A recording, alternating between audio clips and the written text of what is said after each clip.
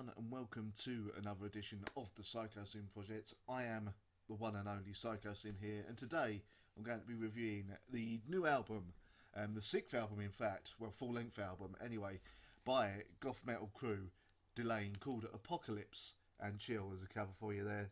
Hope it's coming out clearly for you. Now, I'm not going to make any bones about it. I am pretty much a Delain fan.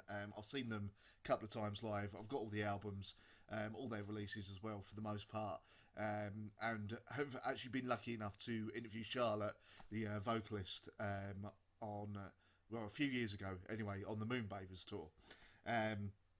Now, the weird thing with Delain is they're an absolutely awesome goth metal band, but for some reason they don't seem to have the massive fan base of, say, Nightwish or Within Temptation. And it's kind of a crime, really, because ostensibly Delain have been producing albums just as good as either of those bands, and in the case of Nightwish, more frequently than those bands as well.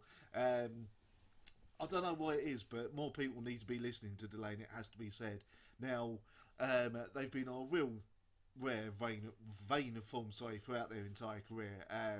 Admittedly, they've only had one slightly dodgy album, which was their debut, Lucidity, which is fair enough. I mean, it was their debut album, they're still finding their sound, but they really nailed their sound through the albums April Rain and We Are the Others, and then absolutely 100% solidified their sound on the completely and absolutely stunning Human Contradiction album a few years ago, and then continued to refine it on the follow-up album Moonbathers, which was an album I really liked very, very much to this day, still really enjoy it, but didn't think it was quite as good as Moonbathers. So now we come to the new album, Apocalypse and Chill. Now, admittedly, when I first heard the album title, I thought someone was taking the piss, to be honest with you, and now I realised it was real, and I was kind of concerned that maybe this signalled a change in sound for the band. Thankfully, that is not the case. Now, it's been 4 years since Moonbathers' album, and it's not like the band haven't been busy. They've been touring. They've done the Dance Macabre tour, which is kind of a throwback to those earlier albums. The Lucidity tour, and they also had Marco Hietala, I think it's pronounced, from Nightwish joining them on that tour, because obviously Nightwish take their time with their albums. Marco, I saw him on that tour, absolutely brilliant live. Marco again, showing his vocal versatility, along with obviously Charlotte as well. Delain being a band who are not shy of getting guest vocalists with them on their albums and indeed live. So that was a really good tour. And then obviously I've released this new album. Sorry, trying not to sneeze at the moment. And yeah, well, if you've heard if you've heard Delain before, you kind of know what to expect with this. Again, refining their goth metal sound. The thing I love about Delain is, even though they are very much a goth, symphonic goth type band, they never forget to bring the heavy, which some of the other bands can be kind of accused of. Within Temptation and Nightwish, sometimes kind of go down the more symphonic route than remembering that, oh god, we're a metal band. You know, whereas Delain have always kept the riffs in there, and this album's no exception. We kick off with 1 Second, which is an absolutely brilliant and very catchy song. In fact, I will say this up front: if you don't like more commercial sounds with your metal, or songs that are catchy, which, if you don't like that, something's wrong with you, then you've got to hate this. You've probably got to hate Delain, and they're probably not even watching this album. But yeah, we start off with 1 Second, which I can see being one of the singles, it has to be said.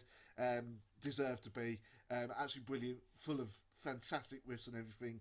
The album continues along this route, along with the second single, which was Burning Bridges, which was an absolutely brilliant song. Very heavy as well, possibly one of the heavier songs that Delain have ever released, it has to be said. Then we get to Vengeance, another brilliantly heavy song, featuring Yanis. Yeah, I'm not going to attempt to pronounce his last name, but I believe he is the vocalist in power metalist Serenity. Now, admittedly, his vocals kind of dominate this track, as good as Charlotte is, and I love Charlotte's voice. Yanis just absolutely dominates the vocals on this track, as we said. But we are a fantastic song. Then we come to a few more songs, including the newest single, Ghost House Heart, which is the first more traditionally kind of goth, sweeping, symphonic sound.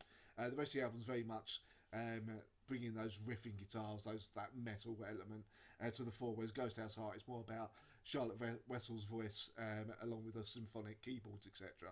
It works really well as a kind of ballad. Then we come to Masters of Destiny, which is the first single that many of you, I'm sure, have heard by now. Brilliant song.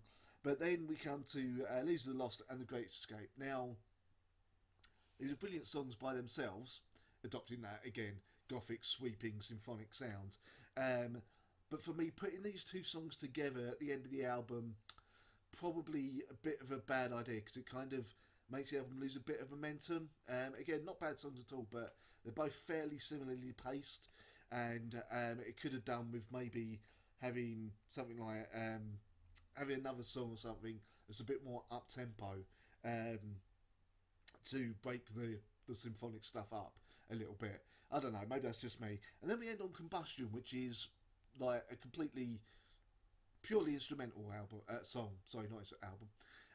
which showcases the incredible talents, especially of the guitarists and the entire band. Charlotte is not on this track at all. There's no vocals to this track.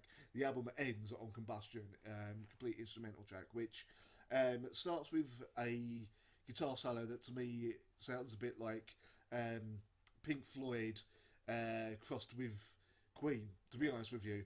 And there's guitar solos all over this song as well, along with there's a little bit of a genty riff going on as well during this as well. It's strange to end on instrumental, but it works very well. So all in all, Delain, Apocalypse and Chill, thankfully not the complete change in sound I was worried about. Admittedly, yeah, after albums such as a mini album such as like titles such as Moonbathers, Lunar Prelude, April Rain, The Human Contradiction, Apocalypse and Chill is a strange title to go with, but all in all, another fantastic album by Delain, smashing it out of the park. And apart from a few pacing problems near the end of the album, for me personally, I would say it's an absolute must-buy if you like your goth metal, your symphonic goth. Or if you haven't listened to Delain ever before, pick this album up. Honestly, you'll love it. So it gets 4.5 out of 5 from me. Thank you very much for watching. Don't forget to listen to my radio show, The Psychosin Project, on thatmetalstation.com every Sunday from 9 AM EST, 2 PM GMT. And also, if you wish to become a patron, the link is just down there, just below my, double chin, I suppose. Anyway, thank you very much for watching, and I'll see you next time.